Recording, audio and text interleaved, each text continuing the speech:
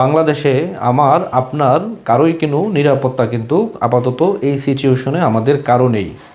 ইতিমধ্যে দেশের বিভিন্ন জায়গায় যে ঘটনাগুলো ইতিমধ্যে ঘটতেছে এগুলো আসলে আমরা দুর্ঘটনা বলতে পারি না।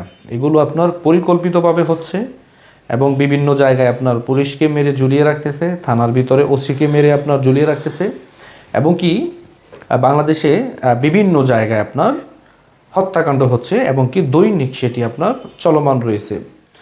এইগুলো আপনার চলমান থাকার একটাই কারণ যে আমাদের বাংলাদেশে আইন শৃঙ্খলা যে পরিস্থিতি এগুলো আপাতত আমাদের দেশে নেই, বা জনগণ যে আপনার পুলিশকে অথবা আপনার আইন শৃঙ্খলা বাহিনীকে যে আপনার ভয় পাবে সেই অবস্থাটা কিন্তু বাংলাদেশে বর্তমান নেই।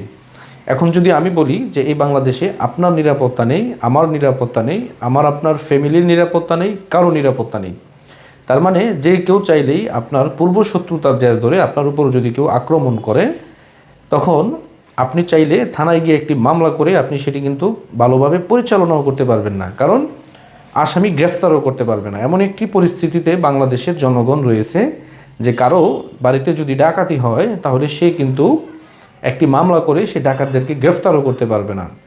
আর এখন এমন একটি আপনার হাসি তামাশার মধ্যে এই প্রশাসনকে ফেলে দিয়েছে, বিশেষ করে পোশাক কাণ্ডে বা তাদের যে ড্রেস আপনার সেনাবাহিনীর ড্রেস দেওয়া হয়েছে আপনার পুলিশকে পুলিশের ড্রেস দেওয়া হয়েছে আপনার চৌকিদারকে, মানে এরকম একটা হযবল পরিস্থিতি ইতিমধ্যে বাংলাদেশে তৈরি হয়ে গেছে।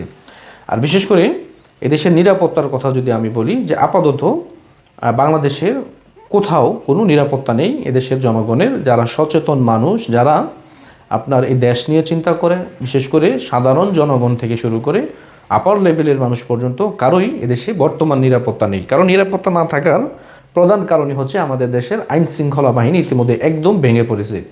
5 তারিখের পরে অনেক আইন শৃঙ্খলা বাহিনী তারা তাদের কাজে যোগ দেয়নি বা তারা তাদের চাকরিতে জয়েন করেনি। তারা জানে যে কত হাজার সদস্য তারা ইতিমধ্যে নিহত হয়েছে, যদিও বলা হয়েছে যে এখানে 3000 উপরে পুলিশ সদস্য তারা নিহত হয়েছে এবং কি অনেকে আপনার তাদেরকে মেরে রাস্তায় টাঙিয়ে রেখেছিল, ফ্লাইওভারের সাথে জড়িয়ে রেখেছিল। এরকম ঘটনা অনেক বাংলাদেশে ঘটেছে, যেটি আপনার ব্যারিস্টার ফুহাদের একটি বক্তব্য থেকে স্পষ্ট প্রমাণিত হয় যে আসলেই আমাদের দেশে হিউজ পরিমাণ পুলিশ সদস্যদেরকে আপনার গায়েব করে ফেলেছে। তো এগুলো আসলে হওয়ার কারণেই পুলিশ প্রশাসন তারা নিজেদের মধ্যে নিজেরাই আতঙ্কিত হয়ে গেছে। যারা মানুষকে আপনার আতঙ্কে রাখতো তারাই ইতিমধ্যে আতঙ্কিত হয়ে গেছে। এখন এই পরিস্থিতিতে আমরা যদি এখন চিন্তা করি যে আমরা আগেই ভালো ছিলাম, যাই হোক যত কিছুই হোক যতই খারাপ বলি, কিন্তু আগে তো পরিস্থিতি ঠিক ছিল, মানুষ তো আপনার নিরাপত্তা পেত, এরকমটা তো ছিল। কিন্তু এখন তো আর সেই নিরাপত্তাটা নেই, বা আপনি চাইলেই কিছু করতে পারতেছেন না। এইগুলো কি ব্যর্থতা না? বা সেনাপ্রধান যে বলেছে যে জনগণের নিরাপত্তা দিবে, উনি কি সেটি দিতে পারছে? উনি কিন্তু সেটি দিতে পারে নাই। তার মানে তাদেরও ব্যর্থতা রয়েছে এখানে। আর আমরা জনগণ হিসেবে কি বলবো? আমরা তো এমনিতেই নিরাপত্তাহীনতায় ভুগতেছি বাংলাদেশে। এখন যেভাবে চুরি, ছিনতাই, রাহাজারি, মারামারি, তারপর হচ্ছে আপনার ডাকাতি, এগুলো হচ্ছে, এগুলো কি কেউ রোধ করতে পারতেছে না। কারণ আমাদের দেশে আইন নাই, বিদ্যমান নাই, আইনের প্রয়োগ নাই। আইন আছে, আইনের প্রয়োগ হচ্ছে না। প্রয়োগ কারা করবে? যারা করবে তারাই নেই।